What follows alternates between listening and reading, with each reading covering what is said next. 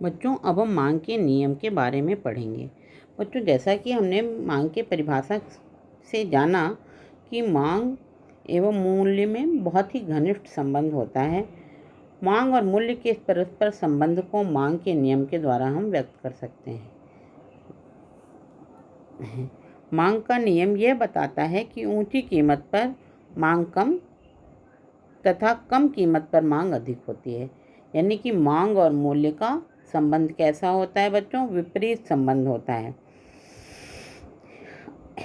यह नियम बताता है कि यदि अन्य बातें समान रहें तो अधिक मूल्य पर कुछ चीज़ें हैं जो कि अभी हमने आपको पढ़ी, प्रभावित करने वाली चीज़ें, कि मूल्य के अलावा भी बहुत सारी चीज़ें होती हैं जो इसके मांग को निर्धारित करती हैं और प्रभावित करती हैं।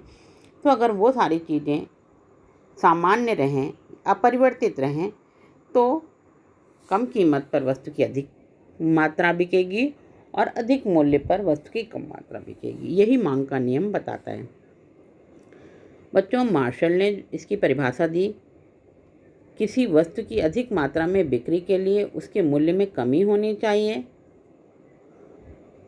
ताकि उसके अधिक ग्राहक मिल सकें। दूसरे शब्दों में, मूल्य के गिरने से मांग बढ़ती है और मूल्य के बढ़ने से मांग घटती है। तो बच्चों, ये परिभाषा मांग के नियम की परिभाषा है। और मांग का नियम जो है सार्वभौमिक अर्थशास्त्र का सार्वभौमिक नियम है। यानी कि यह हर दशा में, हर जगह, हर देश और काल में प्रभावी भी होता है। इसलिए बच्चों, ये नियम की परिभाषा मार्शल की, आप लोग इसे अवश्य अपनी कॉपी में नोट कर लीजिएगा और इसको याद भी कर लीजिएगा। ठीक है बच्चों, अब हम जानेंगे कि मांग के नियम की व्याख्या क्या है, कि क्या चीज़ें होनी चाहिए तब ये मांग का नियम लागू होता है। पहला है कि अन्य बातें सामान्य रहें, कि जो भी सब दशाएं हैं वो सब सामान्य रहें, तभी ये नियम लागू होता है। और मांग और मूल्य के विपरीत दिशा में बदलती है। मांग मूल्य के विपरीत दिशा में बदलती है। यानी कि अगर मूल्य बढ़ता है तो मांग घटती है और मूल्य घटता है तो मांग बढ़ती है। आनुपातिक संबंध नहीं। मांग के नियम के विषय में अत्यंत महत्वपूर्ण बात यह है कि यह नियम मांग किसी प्रकार आनुपातिक संबंध नहीं बताता। यह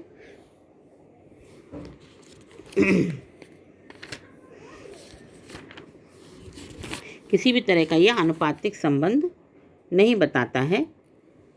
यह नियम मांग और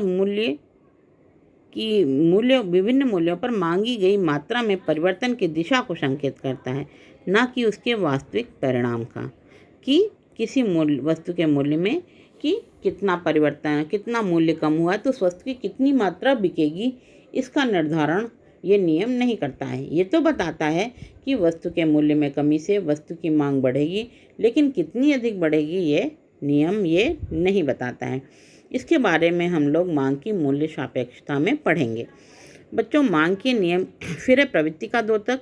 क्योंकि मांग और मूल्य का आनुपातिक अथवा पारिमाणिक संबंध नहीं होता है, इसलिए मांग का नियम केवल एक प्रवृत्ति का द्योतक है ना बच्चों। जैसा कि मनुष्य की प्रवृत्ति होती है कि वो सस्ते मूल्य पे आकर्षित होकर अधिक वस्तुएं खरीद लेता है, तो ये मानव प्रवृत्ति का भी द्योतक है। फिर हम मांग के नियम की कुछ मान्यताएं हैं बच्चों। ये मान्यताएं भी बहुत इम्पॉर्टेंट हैं, इनको भी आप, क्योंकि ये मान्यताएं अगर लागू नहीं होंगी तो मांग का नियम लागू नहीं होगा। तो ये कुछ जो मान्यताएं हैं इसको भी आप लिख लीजिएगा। मैं क्वेश्चन दूंगी, इसको आप लोग लिख लीजिएगा और याद करिएगा। तो इसकी जो मान्यताएं हैं वो उपभोक्ता की आय स्थिर होनी चाहिए, कि जो उपभोक्ता की आय है पारिवारिक, वो उसमें कमी या वृद्धि नहीं होनी चाहिए।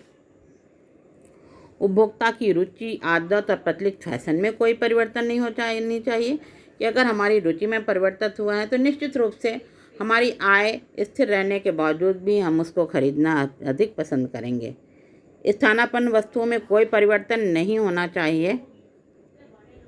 बच्चों, स्थानापन्न वस्तुएं उन्हें कहते हैं जो एक दूसरे के स्थान पर प्रयुक्त होकर के हमारी आवश्यकताओं को संतुष्ट करती हैं। अगर कोई एक वस्तु अगर हमें उपलब्ध नहीं है, तो अगर दूसरी वस्तु उपलब्ध हो जाती है तो मुझसे हमारी आवश्यकता संतुष्ट हो जाती है। बच्चों, जैसे पेन की जगह पेंसिल, चाय की जगह कॉफ़ी और अ, चीनी की जगह गुड़, तो जो इस तरह की चीज़ें होती हैं उन्हें स्थानापन्न वस्तुएं कहते हैं कि वो एक दूसरे के स्थान पर प्रयुक्त की जाती हैं। अगर कोई दूसरी वस्तु बाज़ार में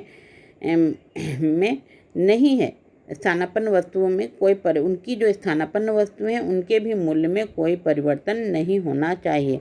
अगर स्थानापन्न वस्तुएं का मूल्य कोई मूल्य, जैसे चीनी है और गुड़ है, अगर किसी एक चीज़ का मूल्य कम हुआ तो लोग दूसरी वस्तु का प्रयोग बढ़ा देते हैं जिसका मूल्य कम होता है। तो इसके लिए एक मान्यता यह भी है कि स्थानापन्न वस्तु में बाज़ार में कोई परिवर्तन नहीं होना चाहिए। और फिर वस्तु की कोई स्थानापन्न वस्तु बाज़ार में नहीं आती, यानी कि कोई नई वस्तु उस वस्तु के स्थानापन्न के रूप में बाज़ार में नहीं आती है। फिर भविष्य में वस्तु के दुर्लभ होने की संभावना नहीं रहती। बच्चों, कि भविष्य में कोई वस्तु नहीं मिलेगी या ख़त्म हो जाएगी, तो जो ऐसी वस्तुएं हैं या दुर्लभ हैं जिनकी कि निश्चित है कि इससे ज़्यादा वो वस्तुएं हमारी उस पर नहीं हैं और बहुत कम मात्रा में होती है, जैसे हीरा है बच्चों, सोना है, चांदी है, ये दुर्लभ वस्तुएं हैं इनकी हमारे उसमें जो है हमारे पास इनकी मात्रा कम होने के कारण, दुर्लभ होने के कारण ही जो इनका मूल्य अधिक होता है। तो और अगर हमें ऐसी संभावना रहती है कि भविष्य में किसी वस्तु का मूल्य बढ़ जाएगा या वो दुर्लभ हो जाएगी, नहीं मिलेगी, तो हम उसकी मांग को बढ़ा देते हैं। तो ऐसे में ये भी संभावना नहीं होनी चाहिए, तभी मांग का नियम लागू होगा।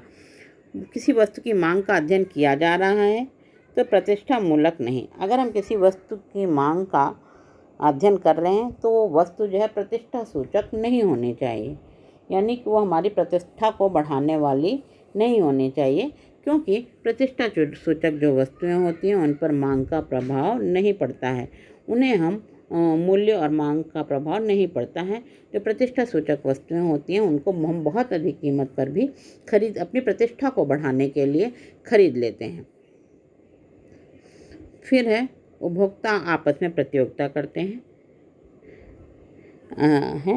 जो उपभोक्ता हैं वो आपस में प्रतियोगिता करते हैं हैं तो ये भी नहीं होना चाहिए। उपभोक्ताओं के में आपस में प्रतियोगिता भी नहीं होनी चाहिए।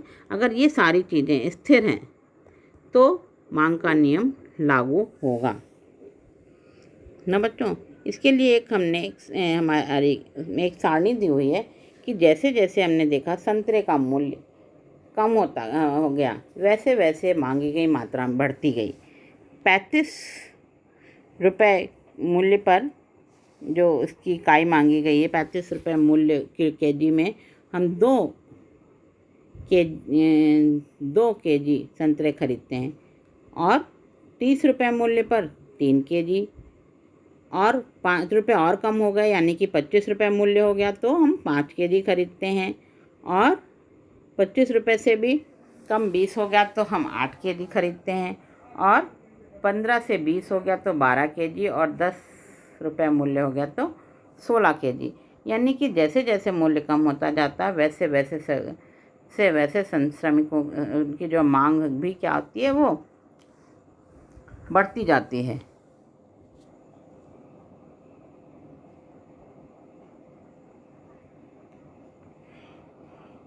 और मांग तो